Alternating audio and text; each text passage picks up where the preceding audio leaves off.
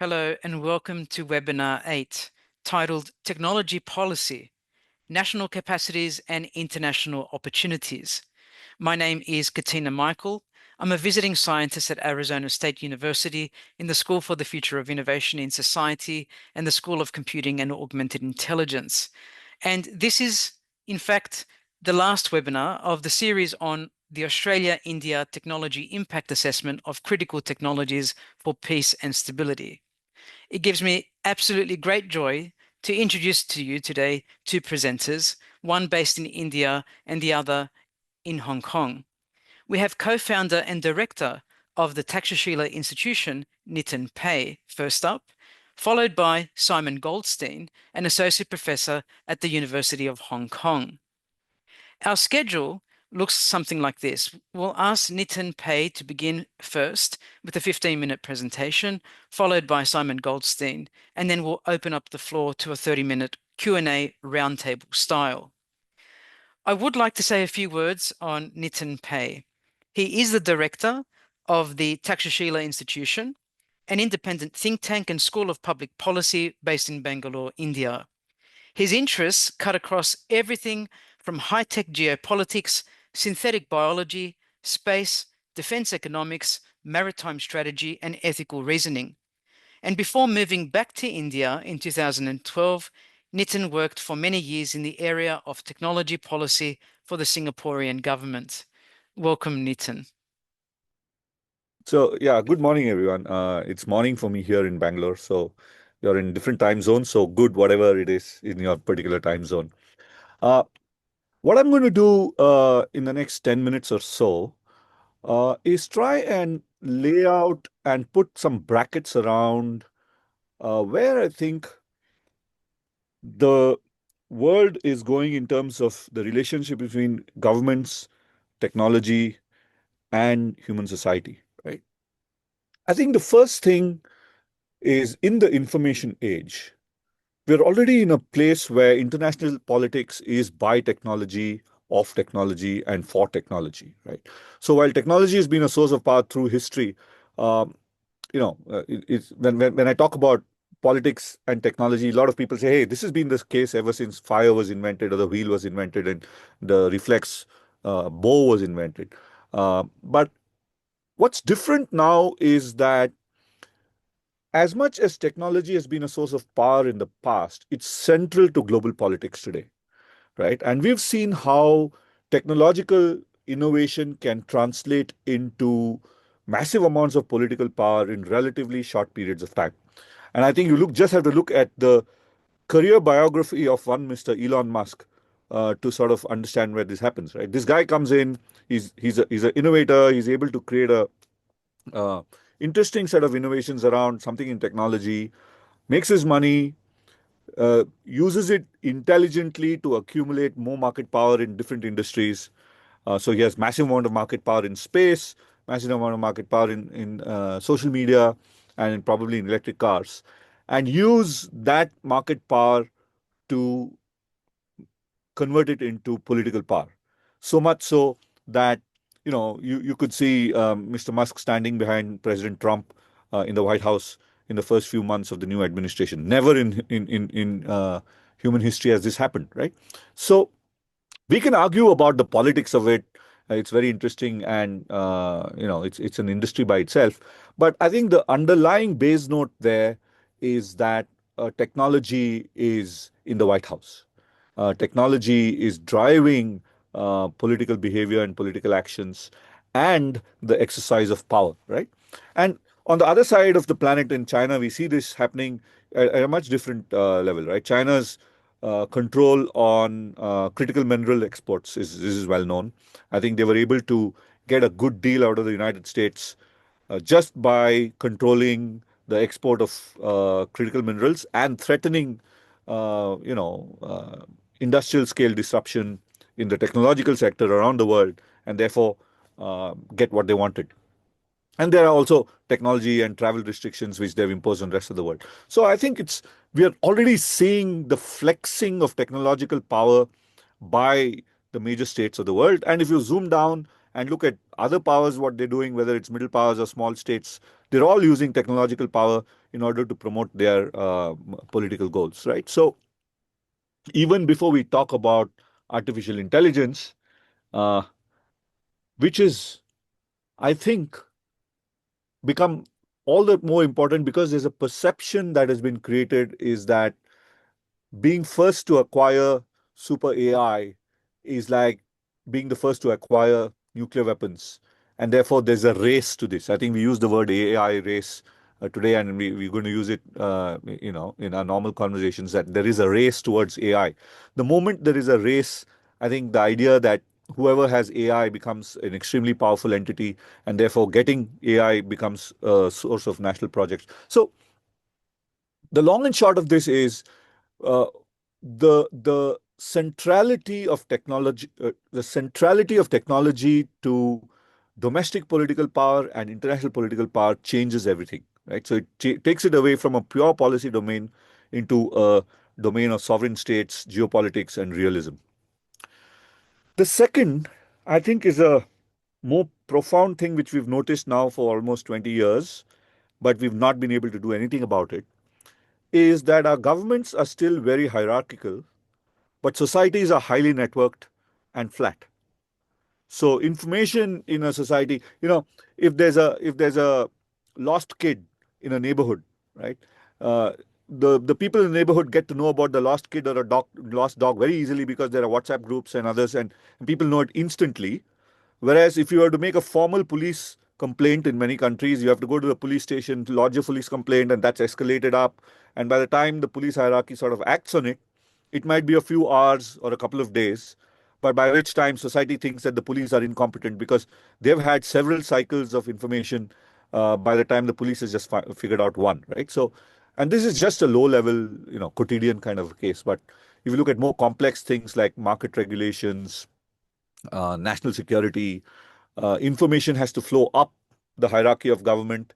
Decisions have to be made, and decision flows, information has to come down, and that loop, it takes longer and longer the more complex the situation is. But society is horizontal, everybody knows everything very, very quickly, and governments sort of look slow and incompetent in comparison, right?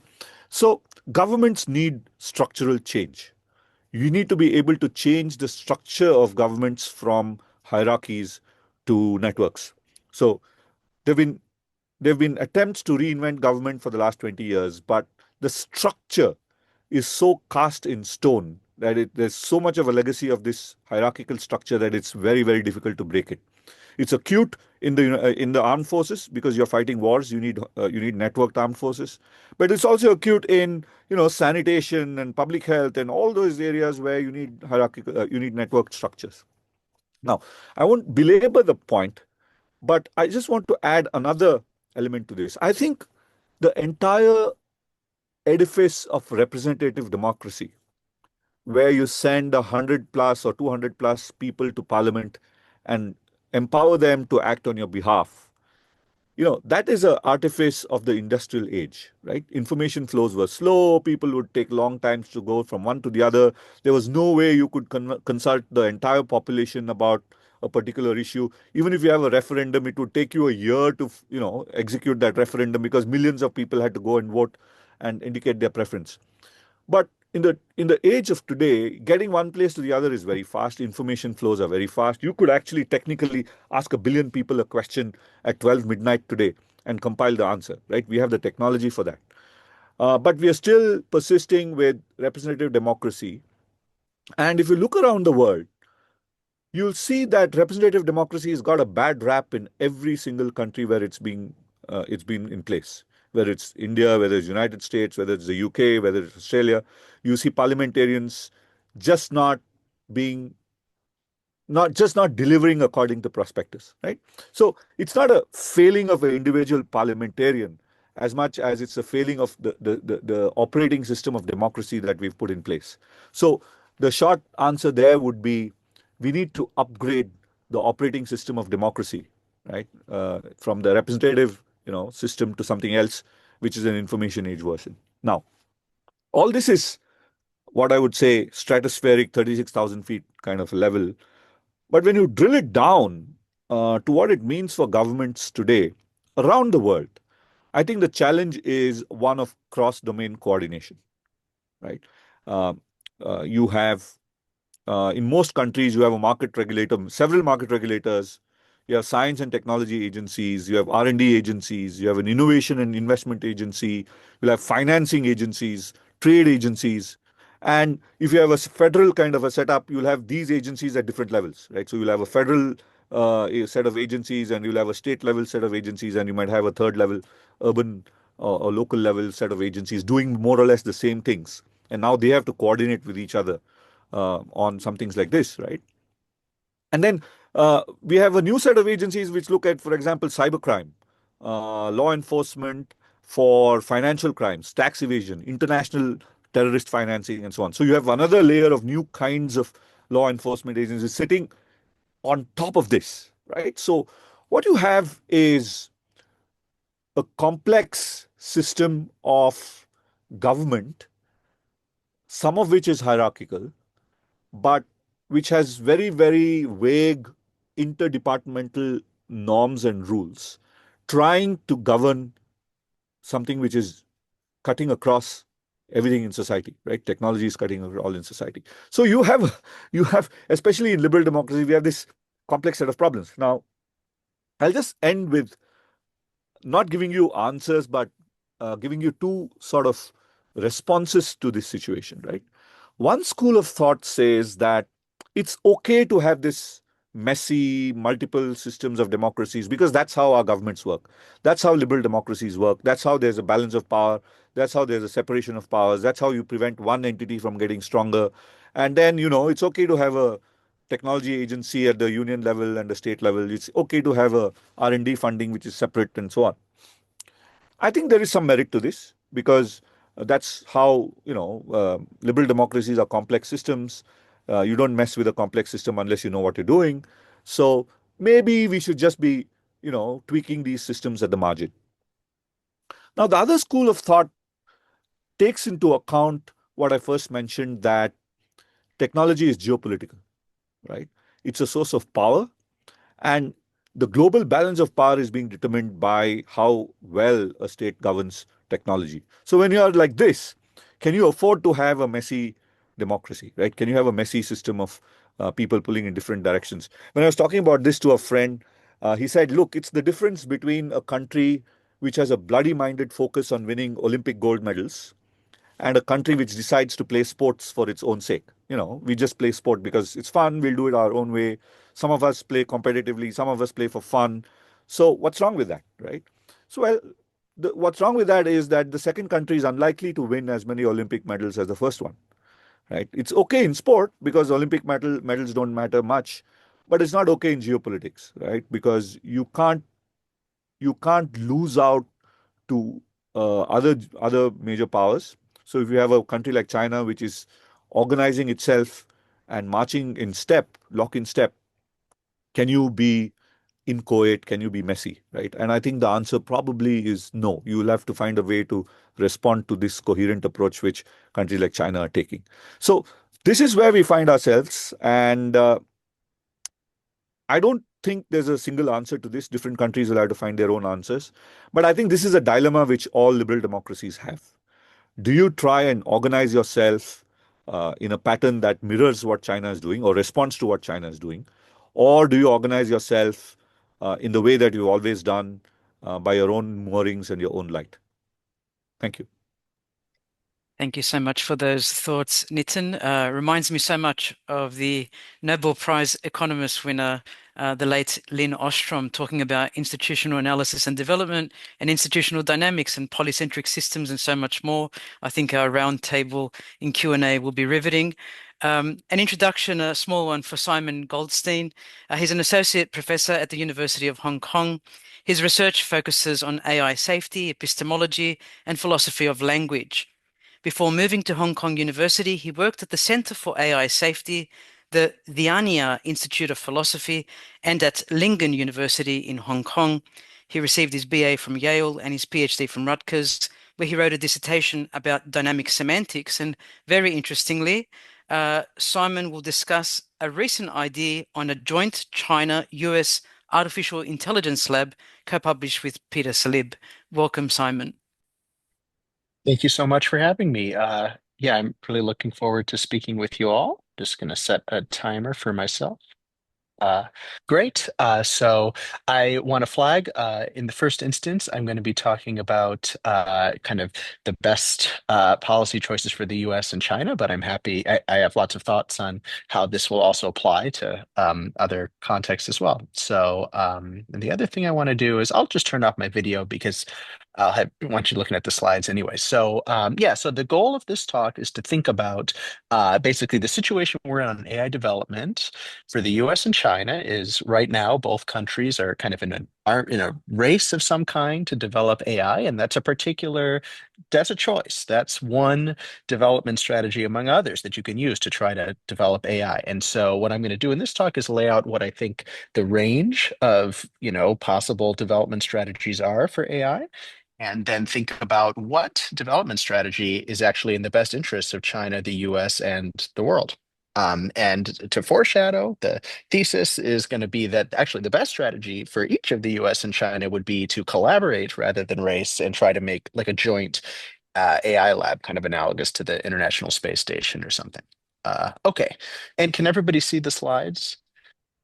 Yes, Good. thank you. Okay, so then here's kind of like a taxonomy of development strategies where the y-axis is kind of the speed of AI development, and the x-axis is how cooperative versus conflict-based the strategy is. So the right-hand side of this would be something like racing, where you're in kind of a high conflict approach. That's the world we find ourselves in right now with the US and China. And then, yeah, I'll kind of just go through each quadrant. So the bottom right is kind of where you're pursuing high conflict strategies that are slowing down AI growth. So the canonical example of this would be US export controls on chips. Which are, that's basically the US trying to win a race with China by slowing China down. So that's a high conflict, slow growth development strategy. Then the US is also pursuing high conflict, high speed development strategies. So one example of that is called Stargate. So basically, that's this kind of plan to build extremely large data centers to power new AI in the United States and involved securing lots of funding. I forget now, it's been a while since I looked at this. I think like they have something like $50 billion in quasi-secured funding, and then they claim to have like $500 billion in magical funding that's going to build these, vast data centers that will power, I think 1 to 2 orders of magnitude more compute than is used in current training runs for AI. So those are strategies on the right-hand side. On the left-hand side, there's basically two kinds of cooperative approaches to AI development that I think are worth thinking about. So one is something like non-proliferation. So the first speaker already mentioned, that many people commonly analogize AI to nuclear weapons. So, especially in the AI safety community, there's often some sort of, maybe fantasy idea that there could be some sort of non-proliferation treaty on some amount of AI development. Here, sometimes there's a focus on special use AI development. So, for example, maybe there could be non-proliferation treaties in certain kinds of AI weapons. Of course, there's already AI used in some weapons, but one idea would be, oh, maybe we can agree to keep AI out of nuclear weapon systems, for example. So, anyways, broadly speaking, one possible AI development strategy would be to have multiple countries try to agree to hold back on various kinds of AI development. Another kind of non-proliferation you could imagine in principle would be like if both sides agreed to limit training runs below a compute threshold. So, okay, we're not going to build them that big right now. And then the last strategy, which is the one we're defending in this paper, is a fast growth, high cooperation approach. So that would be a joint lab. And I'll get to the details of that later, but basically it would be like, the US and China actually actively collaborating in a single company to build models that are then used by both countries and other countries as well. So then the overall structure is I'm going to tell you what the downsides are of racing, then I'm going to tell you the downsides of non-proliferation, and then I'll tell you why the joint AI lab avoids those downsides and so is better. So we think there's four main, and I just want to do a check that my connectivity is kind of working okay so far. All Perfect. good. Uh, Yeah. okay. All right. So there are four main, you know what? I'll try that. I'm going to try to have my video on for a bit, but then if it gets, hairy, then I'll switch back.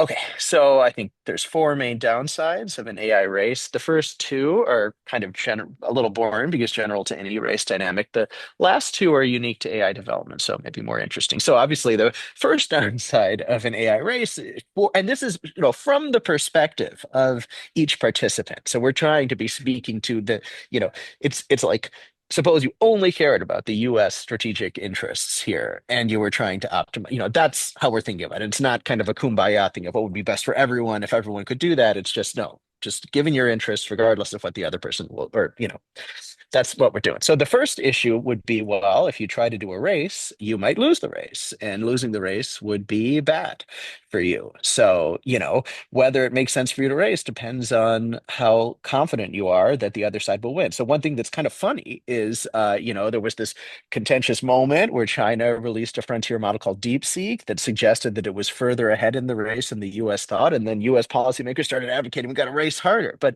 actually, it might actually have rationalized the exact opposite response because the release of DeepSeek gave evidence that the U.S. was not winning the race to the extent that they thought it was, which means that the downside risk of racing is now higher, which means it actually might be less rational to race. So it's kind of interesting how that was interpreted for decision making. So that'd be the first issue.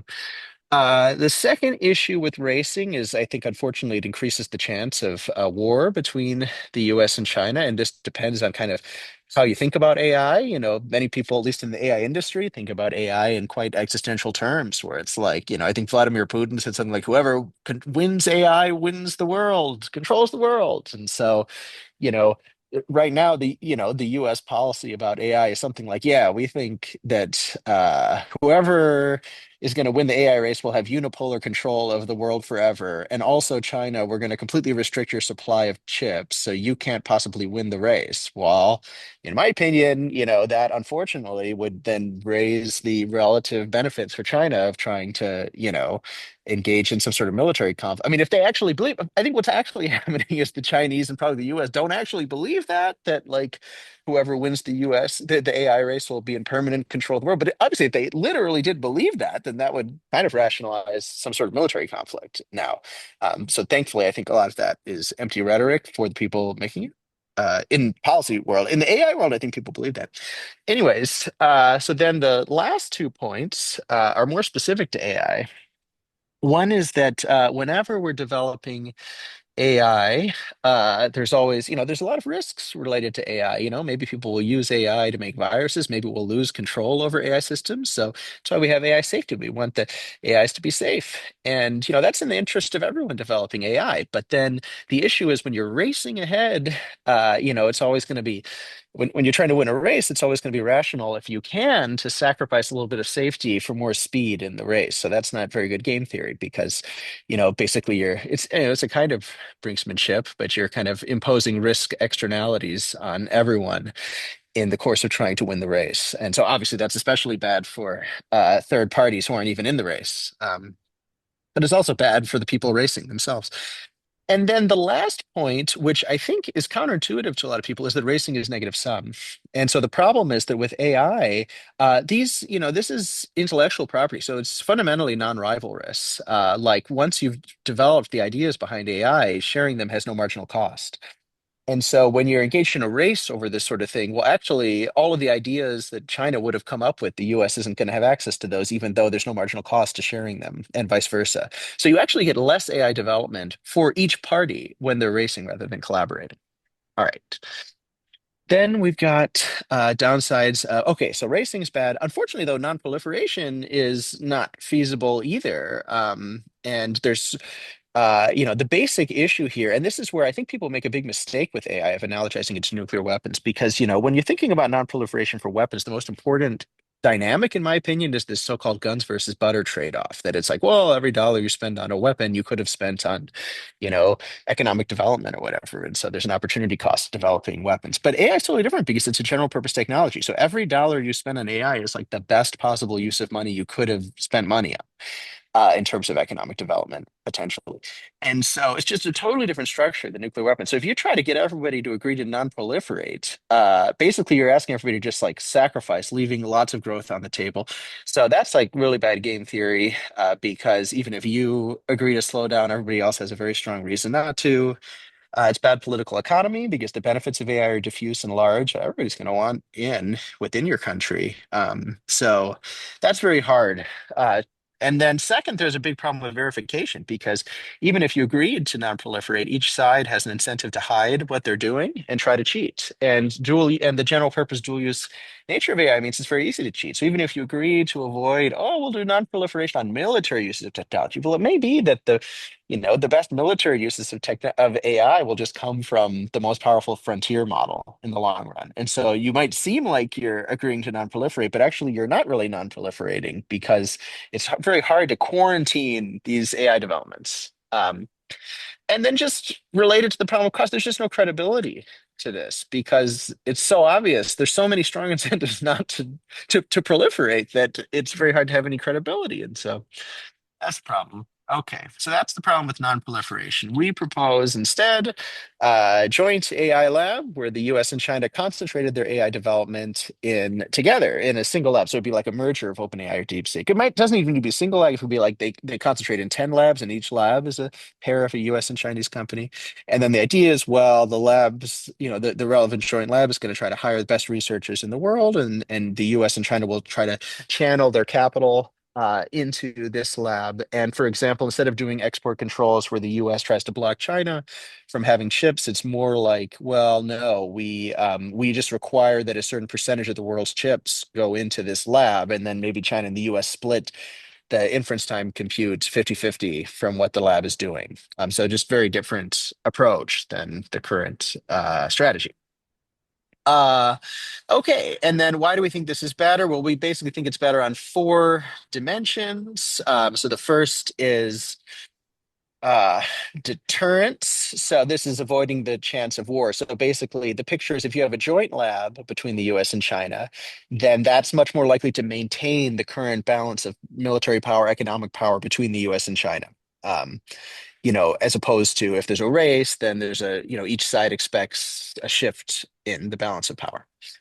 So that's what the joint lab does. Well, non-proliferation would also do this in principle if it were possible. It would also maintain current balance of power, whereas racing does not.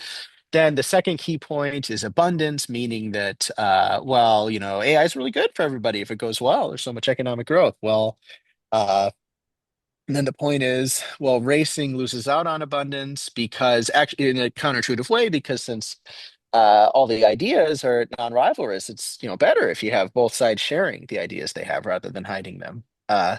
And then non-proliferation loses out on gains from AI development because you're not building the AI. Um, and yeah, and then verification. So we also think that problems of verifying the agreement are less problematic for the joint lab because it's going to be massive investments that we're talking about. It's like, that would be the main industrial policy related to AI of each country. So it's like, yeah, I guess in principle, each country could have like a secret lab as well, but it's like, this is where their investments are going. So it's harder to kind of fake it. And then the last point is about safety, which is that there's no longer an incentive. So if they're collaborating, each side can achieve kind of an optimal location on the safety speed frontier, and they don't have to sacrifice safety to get more speed than they'd really want. Ideally, if there wasn't another player, basically you're no longer doing some sort of game theoretic competition, and so you can go as fast as you'd like without sacrificing safety. And so the kind of bigger picture point here is when you compare racing to a joint lab, we think there's kind of a Pareto improvement where it's not only is safer, but also leads to faster development because of sharing of ideas. So that's the idea.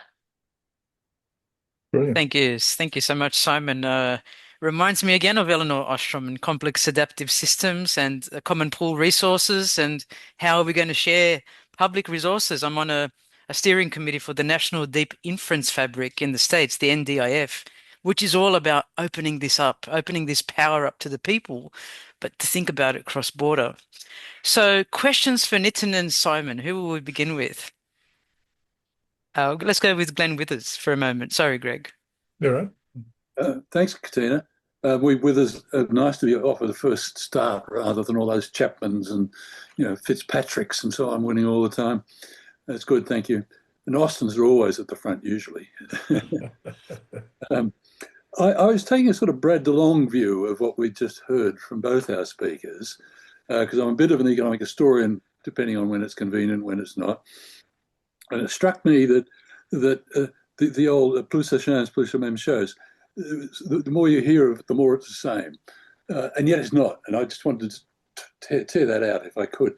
That is, what Nitin was saying was in many cases, to me, a bit like the evolution of other network technologies, and therefore it was the same.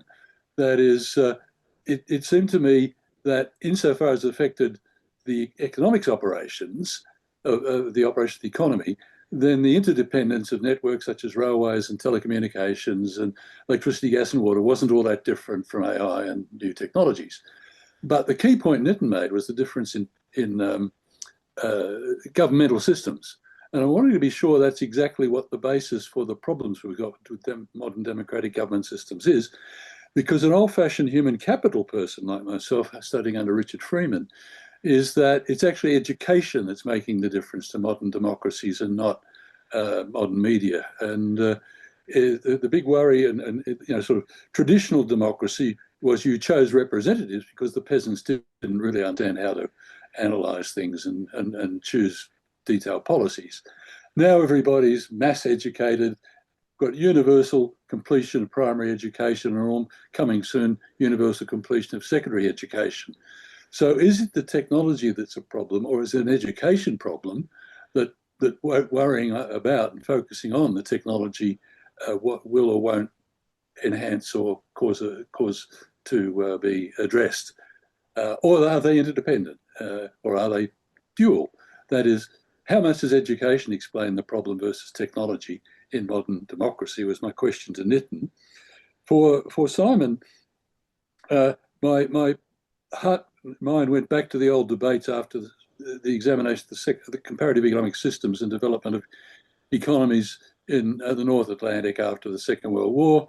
Why and how did the collaborative economies of Northern Europe compare to the Anglo-American economies in their performance?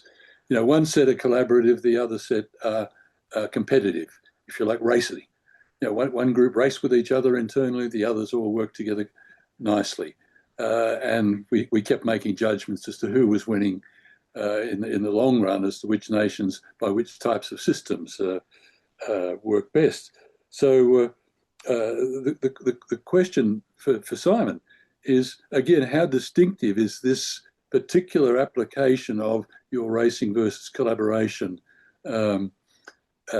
methodology, or is it the application of what's almost a permanent methodology? So if I'm looking at monopoly and oligopoly problems between high-tech people or petrol distributors or beer manufacturers, I use that same analysis. That is, I look at whether they're collaborative or whether they're competitive. And therefore, what you're doing is a fine and very detailed and insightful analysis, but it's an applied analysis rather than a new way of looking at things. That's my question mark. So they're my questions to both Nitin and Simon, if I may. Thanks, Katina. Should I take them now? Okay. So Glenn, thank you very much. I think you've sort of you've captured the conversations we've been having in Takshashila around this issue for some time now. I think both political decision making and the content of education suffer from the same underlying pathology. And I use the word pathology very carefully, which is to do with how the human mind processes ubiquitous, pervasive information from the entire universe and converts that into decision making, right? Now, I think there's a whole lot of study which shows that the human mind is just, I mean, cognitively, we've not evolved to be able to process constant information coming from thousands or hundreds of thousands of people, right? So the mind processes information when, you know, you have 100, 200, 500 relationships, and your rationality, by which I mean the ability to weigh the pros and cons of a particular decision and a particular choice and make that choice, is limited to that kind of number of relationships, human relationships, about 300, 500, 1,000 maybe. But most of these advances in cognitive science, I think Jonathan Haidt has written quite a lot about this, is that you end up making decisions and choices by social proof rather than by individual assessment of the pros and cons, right? And that used to happen in any case in the past, but it used to happen within a limited human social context, about 200 people, with the real human communities whom you look, and you know, your influencers 25 years ago would be your neighbors and friends, and you could go to them and say that the car which you recommended to you is real junk, right? And then there would be repercussions, social repercussions on that. But today, your influencers are people who have millions of followers, and you just can't go back to say, and they, you know, the car which you recommended to me is junk. So that mechanism is eating into political decision making, because people are polarized, are making polarized choices based on um, conspiracy theory, which is simple. I mean, put it in very simple terms, heuristic terms. At the same time, it's also interfering into the content of education. I think we are seeing the syllabus of primary schools, of universities being challenged in almost every liberal democracy, right? To say that, why are you teaching science? Why are you not teaching something which is dear to us, which is popular, and so on, right? So I think we are in an unprecedented situation. Uh, Technically, both the mechanisms of liberal democracy, representative democracy, and good liberal education should have safeguarded our political structures and liberties. But I'm not so sure that mechanism is working anymore, and we have this new pathology to reckon with. Thank you, Nitin. Over to you, Simon. Thank you. Great. Thanks, Glenn, for your question. That's a great question. So I think, yeah, right. So I think it is definitely what we're talking about is one instance of like a market where there's a choice of competitive versus collaborative decision making. But then I think there are features of AI development that make it different from like, you know, a market for potato chips or something. And in particular, I think, you know, what I was trying to emphasize in the talk was both negative externalities and positive externalities. So unfortunately, there's serious negative externalities with AI development because of risks from AI safety concerns, from misuse and loss of control over AI.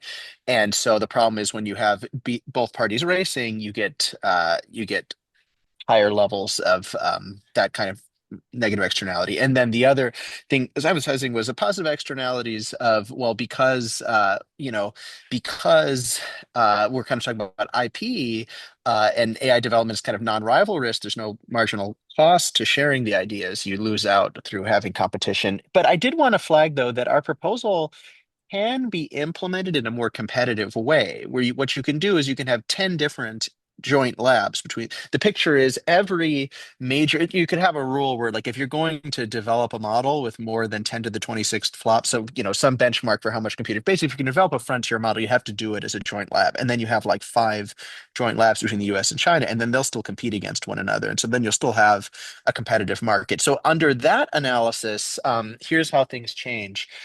It's much easier to control the negative externalities because the US and China are then strongly incentivized to stop companies from sacrificing safety for speed. So then you can try to use regulation to control that externally. Whereas when the US and China are racing, they can't. There's no international regulator that can do that.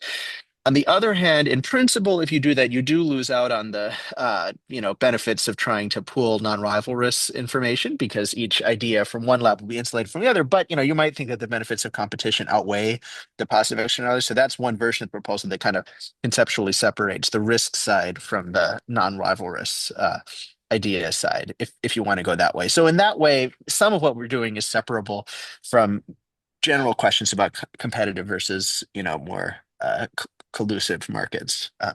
Yeah. Glenn, did you want to say anything if you wanted to unmute? Sorry, Katina, I was inspired by the two sets of answers that were exactly what I was hoping for, which is coming back to where we're beginning in this whole project, which is technological impact assessments and the like. What I was getting out of those answers is the appropriateness of the detailed analysis of the way the technology operates in the domain you're talking about. So it's again not grand theories. We've got good theoretical structures to investigate that already. But a hard job is working out how it actually operates in context. And that's in turn exactly what a technological impact statement should be doing. And I thought that was a nice outcome for my thinking about where TIA stands in all this.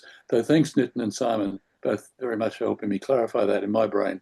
Thanks, Katina. Thanks, Glenn. Thank you. And over to you, Greg. Probably that's a good segue to your questions. Yeah, well, thanks very much, Katina, and thanks, Nitin and Simon. So I really enjoyed both presentations. The line of argument that Nitin started with of the primacy of technology, so to speak, I think is a really important one. But it raises for me the question of, okay, we can see technology standing in the White House and having the influence that technology and its oligarchy is having there. But perhaps the most important subject of political science today and international relations is what the technologists and the oligarchy do outside the White House. So the White House is no longer the primary domain of organization or governance. And I think you more or less hinted at that or said it very strongly when you said technology in those three things. So I think that I wonder whether or not that leads us to a proposition that we're not studying adequately the political power machinations and activities of the powerful technology corporations outside of politics, traditional politics. So, for example, Peter Thiel from Palantir, is his first name Peter? I think it is. What is this guy doing that we're not seeing? So Peter Thiel hasn't been standing up in the cabinet room of the White House, but Peter Thiel is very active, I'm sure. And when Trump introduced the tech war in its sort of most virulent form back in 2018, he basically said you can't trade with China unless the Secretary of Commerce approves it. Can't trade high tech with China unless the Secretary of Commerce approves it. Well, Secretary of Commerce approved everything, almost everything. And so today, do we know, have we mapped fully how China and the United States interact on AI through a global network of commerce and finance? And is there room? I think I quite like Simon's presentation because people who know China well know that the Chinese leadership is not consumed in the same way by the US-China competition as US body politic is. And the Chinese leadership are more sort of, in a sense, I won't say even-handed, or they're certainly seized with the idea of competition, but they're not as intimidated, they're not as, joyous as about the immediate prospect of Chinese hegemony as many commentators in the United States are. So I think there's a lot of room for, once we know really what's happening outside the White House, between the tech giants in China, Europe, India, Japan, and the United States, we would be better off. We'd have a better view of where all this is going. I'm not necessarily heartened by the prospect of understanding all of that, but I think there's a really big gaps which would be revealed, I think, when people confront Simon's thesis about a joint China AI lab. They'd be reaching for good political analysis to accommodate the sort of world you sketched out, Nitin. They'll just be reverting to traditional analysis based on old concepts. Thanks. Yeah, let me just jump in first, Greg. I think the point which you made about the guys that you don't see, it's well taken, right? I think there's probably Musk is the one. Musk is visible. He's exposed himself, so he's visible. But I think there's a whole lot of invisible set of things which is happening. No, and what you said about Palantir and surveillance is one thing. That's at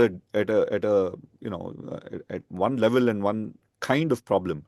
But there are quotidian problems as well, because what's happened is that the balance has shifted away from the individual and the citizen towards big companies and the state, right? And you have very little accountability and very little recourse when anything goes wrong.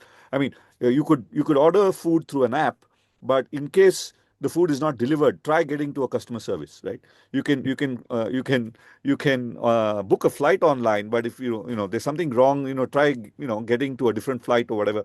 So I think the larger thing here is that power has shifted decisively away from consumers and individuals and citizens towards organized entities, which could be firms, or it could be nation states and governments, and that is a problem which we do need to worry about. I do want to take the second half of my comment to respond to some of what Simon said, and Greg, I think you brought it up. What's the connection between the arguments which Simon made and traditional geopolitics, right? I think the challenge is that as much as we would wish to arrive at a cooperative outcome, I mean, in AI, I think Simon showed you so wonderfully, right? The analysis is clear. You don't need you don't need to be a rocket science to sort of figure out that, hey, a cooperative solution in AI is best for everyone, right? But it's the same in trade. It's the same in globalization. It's the same in immigration. It's the same in movement of goods and services, etc. But in every single one of these areas, you've now reached a point where there is a race, there is a conflict, there's contestation, and I think it's to do with a deeper level of human nature, which propels geopolitics. And I think we've got to think deeply about what does it take, what are the kind of social conditions or psychological conditions around the world that are necessary for cooperative outcomes to come into force. Because if they don't, I think we are going to be in a situation where every single one of these things, whether it's immigration or AI, will fuel the geopolitical contest even more and make it even more of a zero-sum, perceived zero-sum contest. And then, the whole Sparta versus Athens will happen again and again. Thanks, Nitin. I'm happy to jump in here as well. So yeah, just maybe I'll give one thought on each of those comments. So in response to the questions of how the AI race is different than traditional geopolitics, I think one interesting difference is the level of uncertainty about who will win an AI race, I think is much higher than in traditional arms races. So for example, I think in the early 20th century, the UK and Germany had like a naval arms race where the UK was making these pledges about for every X number of ships that Germany builds, the UK will build Y number of ships. And that was credible. They had a sense of how many ships they could build, and they knew how many ships Germany was building. So that sort of worked. But with AI development, there's so much uncertainty about what it's going to take to get the best model that there should be much greater uncertainty about who will win the race. And so if you have risk aversion, it should be easier to reach cooperation on this sort of problem. And then, so that's the first comment. And then in response to Greg's questions or comments as well about how political power may, is the locus of, analysis, should it be government or should it be, firms here when we're thinking about technology today? I think one thing that is really important to think about in this setting is how AI may be different from previous technologies in terms of market concentration. So I think one mistake people make with AI analysis is constantly analogizing it to social media. But Facebook is a network monopoly, and it's really, really, really hard to have a genuine competitor to it because it's just really hard to get users. There's just much less value in using a smaller social network. And so, for example, that's what happened with, we have Twitter, and then there's Truth Social and Blue Sky trying to get users on either side, and they just can't do it because they can't overcome the network effect. But AI is not obviously like that. It may not have that natural monopoly structure. It may not have network effects in the same way. And I think one thing that's been really shocking about AI development is that the top 3 or 4 labs, OpenAI, Anthropic, and Google, their models are always, for the last 2 years, they're almost exactly as good. And it's weird because they do different things and they just get the same. And Grok is, I know there was some snafus with Grok, but roughly Grok 4 is roughly comparable to all those models. And it's weird that they're almost exactly as good. And so what may happen instead is that AI just gets commoditized and the AI labs are just producing at marginal cost. And no, they have no monopoly rents and they have no political power because they're not really making, they may have a lot of revenue, but it's just getting eaten up in their marginal costs and they're not very powerful. So I think that's a different future that is possible and is kind of neglected in thinking about AI. Thank you so Thanks, much. Thank you. We have about 8 minutes to go and 4 questions, so we'll roughly spend about 2 minutes answering each question. Kartik. Yes, so I'll keep it short. Question to Simon. Simon, like you mentioned, AI is a general purpose technology. So how do you propose conduct of joint AI labs at the exclusion of other scenarios? So, for example, maybe the countries could still be doing the race on, say, military AI, whereas they are conducting joint labs on another subdomain of AI, right? Yeah, it's a great question.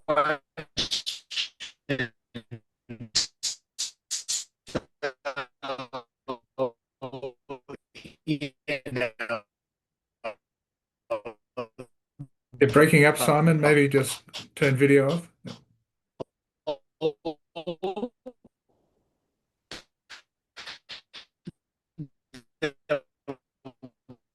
We have is that the way the law is structured is that the law be completely collaborative. Sorry, Simon, we lost you for some time. Can you repeat again? Should be,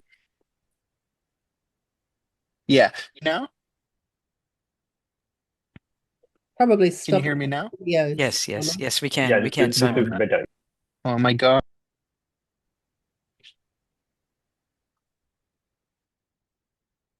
Video off, Simon. We'll give Simon just Yep, so. a moment. Can you turn his video off, Katina? His video seems off already. Oh, okay. That's fine. He's just, I think, come out, and we might go to Nitin with another question. Did you want to respond to Kartik's question, Nitin? No, I think that's Or we can move more on of to a another Simon. question. Yeah, it's a Simon question. Yeah. That's okay. So for you, there is one from Dr. Abubakar Mohammed Moki from Uganda, who's the Ugandan network business lead. He says traditional democracy has been commercialized and now not addressing public interests, but rather individual interests. And he says to address this, should voluntary representation and use of AI be done in decision making? Should we be using AI voluntarily in all decision making? What are your thoughts? Yeah, I'm glad he sort of made that point. I think there is overall cynicism and skepticism around the world about representative democracy. Like people think that it's not working. Either they are corrupt, either they're inefficient, ineffective, various things. So I think that AI is part of the answer, but the broader part of the answer is let me just give you an analogy of open source, right? Open source software is written by people around the world, and it solves, you have an entire operating system called Linux, which powers the world's machines, which is run by open source, right? So the most expert and the people who are most talented, who know that subject, write that software and make that software available, right? But the open source software is deployed in different places according to the circumstances and the needs of the organization or the country and so forth. So it can be similar for laws. I think we can move to a situation where laws and regulations can be open sourced, where they are actually written by the community, but adopted by representative institutions like parliaments and so on, right? And AI could be part of the answer, but I wouldn't go completely into the camp that you get AI can AI solutions from what I've seen are good at solving existing problems. They can take out the logjam out of the judicial system. For example, if you have traffic offenses or domestic rental agreements between landlord and tenant which need to be arbitrated upon, I think AI can do a fairly good job, right? or for analysis of crimes and that kind of thing, yes. But if you're looking at AI to solve problems which or address challenges which society has with respect to progress towards the future, I don't think AI systems are necessarily well equipped for that, right? So the human agency is extremely important, but where governments can use AI to improve efficiency and solve the shortfall in capacity, there's a massive amount of space for that. Thank you, Nitin. Karthik, I might get you to ask your question again, if possible, to Simon. Yeah, sure. I Simon? heard the whole question though. I have my answer booted up. Go ahead, Simon. You're still Yeah. crackling a little bit. Can you hear me now? You're coming in and out. If you'd like to switch off your video and just talk, we might Okay. have better luck. All right. So yeah, so that Fantastic. Go yeah. ahead. Does that can you hear me now? Perfectly, actually. So go for it. Okay. So my answer to the question is that the structure, so the question was, well, each country has its own special use applications like military, so the Joint Lab can't do that. I agree. What we had in mind is basically the Joint Lab is going to collaboratively develop like a pre-trained model and maybe also doing reinforcement learning on the model for overall capabilities, but then basically each country will be fine-tuning the model for its own specific purpose. And it's like the model that gets deployed in China will be different than the model that gets deployed in the US. But it'll be like the last 5% will be different. And then nonetheless, it's the Joint Lab that will own like all of the, probably own all of the GPUs. And then each country will have a budget of inference time compute on the GPUs that's their own to use for their own fine-tuned version of the model. So that's what we have in mind. Very interesting. I might now go to both of you, Nitin and Simon, for the last word and ask you, are there any thoughts or reflections you have by listening to one another, or any questions left unanswered or you wanted to delve deeper into any particular aspect of today's roundtable? We'll start with you, Nitin, perhaps first, and let you unmute. Yeah, thank you. I think what I really liked about Simon's presentation is a reiteration and a reminder that cooperative solutions are at hand and they're beneficial to everybody else, right? And it's sort of a reminder to all of us who work in the area of foreign policy and geopolitics that, look, this is where we need to be going. This is the kind of an ideal situation that we need to be heading. The only challenge for all of us is we have to temper this with the realism. You have countries who are playing by it's a prisoner's dilemma, and once somebody defects, then what do you do, right? So you're in a situation where the other player is defecting, and do you cooperate or not, right? That's the dilemma we have. Thank you, Nitin. Simon?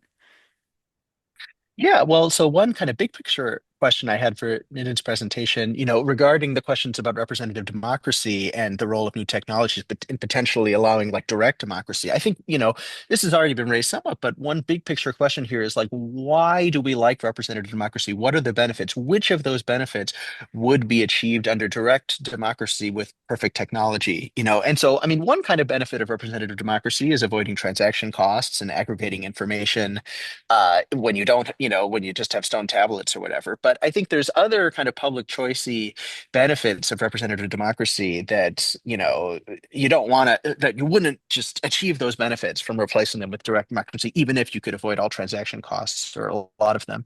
In particular, I guess I think of representative democracy as involving some sort of game theoretic competition between elites and then ordinary citizens, and then representative democracy lets elites still be in charge, but controls their incentives to, to provision public goods and have lower tax rates. So that's kind of the logic of political survival kind of way of thinking about things. And so that's just kind of a big picture thing, I think that would be worth thinking about is, going through all the different reasons why representative democracy might be good and thinking about which of them are enhanced by direct democracy under perfect technology and low transaction costs and which aren't.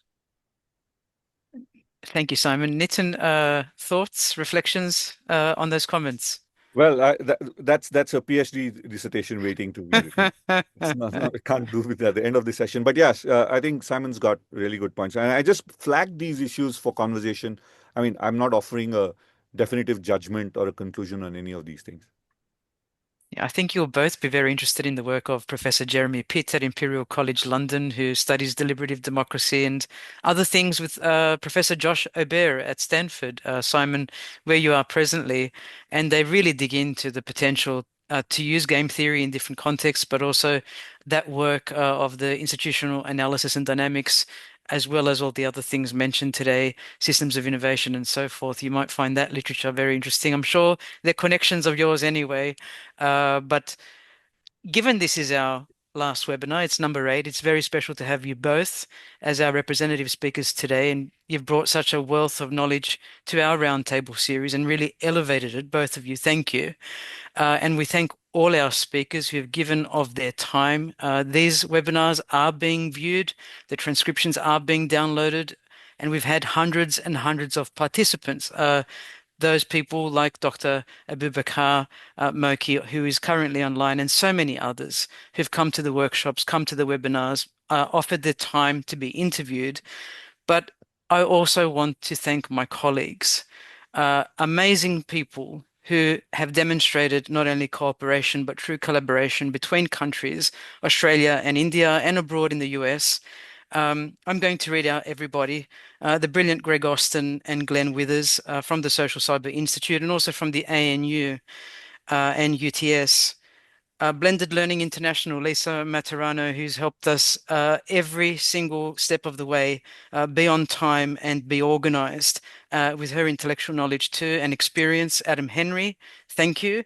Brendan Walker Munro from USQ, the University of Southern Queensland, and last but not least, our friends and amazing brains in India, Bharat Reddy, you are marvelous, from the Takshashila Institute, and Kartik Bapanad from Include Labs. We adore you for everything you have shared with us, all the contacts and all the cooperation and all the network that we've shared together. We think this is going to be epic. We don't think this is the end of this webinar series, and we look forward to building on these foundations for the next phase. Thank you, everyone, so much.